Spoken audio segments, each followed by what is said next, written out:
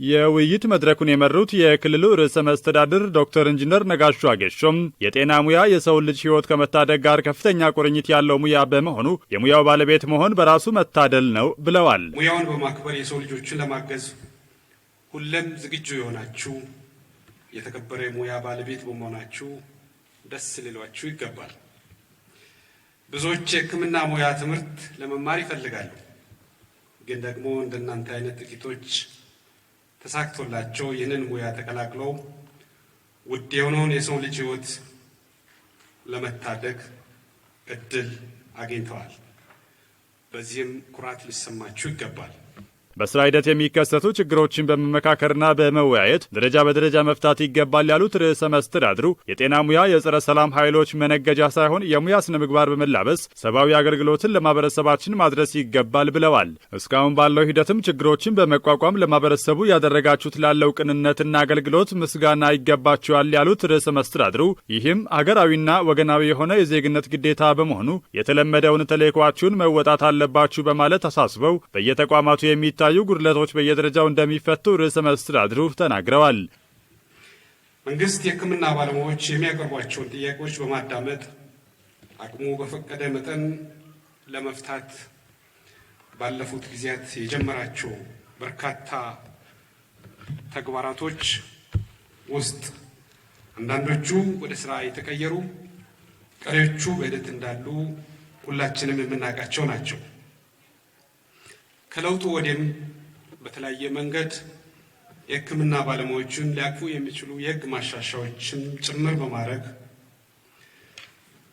የሕክምና ባለሙያዎች ከመንግስት መዋቅር ባሻገር በግል ተቋማት ጭምር እንዲያገለግሉ ሁኔታዎች የተመቻቸበት ወቅት ነው። ይሁን እንጂ አሁን ካለው የኑሮ ጫናና የስራ ላይ ስጋት አኳያ በቂ አይደለም። ቀጣይም ከእናንተ ጋር በጋራ መሆን ዘላቂ የመፍትሄ አቅጣጫዎችን ለመጠቆም በመንግስት በኩል ዝግጁነቱ በጣም ከፍ ያለ ነው።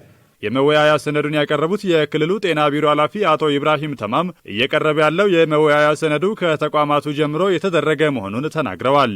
በውይይቱ ወቅትም የተለያዩ ችግሮች፣ ክፍተቶችና ጉድለቶች ተነስተው ውይይት የተደረገ ሲሆን እንደ ክልል ሊስተካከሉ የሚገቡትን በመለየት የጋራ አቅጣጫ በመያዝ በክልሉ አቅም ለመስራትና ከክልሉ በላይ የሆኑትን ደግሞ በሚቀጥለው አካል መፈታት እንዲችል መሆኑን ነው አቶ ኢብራሂም የገለጹት። መንግስት የጤና ተቋማትንና የባለሙያውን ችግር ለመፍታት ትኩረት ሰጥቶ እየመራ ያለበት ሂደት ስላለም በውይይትና በምክክር ችግሮችን እየፈታን እንደ ጤና ባለሙያ የህዝብን እርካታ ከማረጋገጥ አኳያ ተቀናጅተን በመከወን የጤናውን ተቋም ውጤታማ ማድረግ አለብን በማለት አቶ ኢብራሂም አሳስበዋል። ከጤና ባለሙያዎችም በርካታ የአገልግሎት ግብዓትና የመብት ጥያቄዎች የተነሱ ሲሆን በሚመለከታቸው አካላት ምላሽ ተሰጥቷል። የለውጡን ሂደት በጤናው ባለሙያ ትከሻ ተረማምደው ለማደናቀፍ የተደረጉ ጥረቶች በባለሙያዎቹ አርቆ አሳቢነትና አስተውሎ ጤናማ ምላሽና የአገልግሎት አሰጣጡ ሳይደናቀፍ በመቀጠሉ ምስጋናቸውን አቅርበዋል። የጤና ባለሙያው ያነሳው ጥያቄ ተገቢነት ያለው በመሆኑ መንግስት ደረጃ በደረጃ የሚፈታ መሆኑን የገለጹት አቶ ፍቅሬ ተቋሙን አግባብነት ባለው ሁኔታ በእንክብካቤ በመያዝ ትልቅ የሆነውን የሙያ ተልዕኳችሁን በብቃቱና በታማኝነት እንድትወጡ ጥሬን አቀርባለሁም ብለዋል። ነገር ግን ደግሞ በአጭር ጊዜ ሊፈቱ የሚችሉ ጉዳዮች አሉ። በአጭር ጊዜ ሊፈቱ የሚችሉ ጉዳዮች አንዱ ከመኖሪያ ቤት መስሪያ ጋር ተያይዞ የተነሱ ጉዳዮች፣ ይሄን በአጭር ጊዜ መፍታት የሚቻልባቸው ሂደቶች ይኖራሉ። የጤና ባለሙያው መደራጀት አለበት። የጤና ባለሙያው የራሱን ዝግጅት ማድረግ አለበት። የጤና ባለሙያ የዝግጅት በማድረግ ቀጣይ ወደ ስራ መግባት የሚቻልበት ነባራዊ ሁኔታ እንዲፈጠር እንቅስቃሴ ማድረግ አለበት። ይሄ የከተማ መዋቅሩ፣ የወረዳ መዋቅሩ፣ የዞን መዋቅሩ ይሄን ጥያቄ ሃንድ ኦቨር አድርጎ ቶሎ ለጥያቄው ምላሽ እንዲሰጥ እኛም እንደ ክልል መንግስት ትኩረት አድርገን የሚሰራ ጉዳይ ነው ሊሆን የሚችል።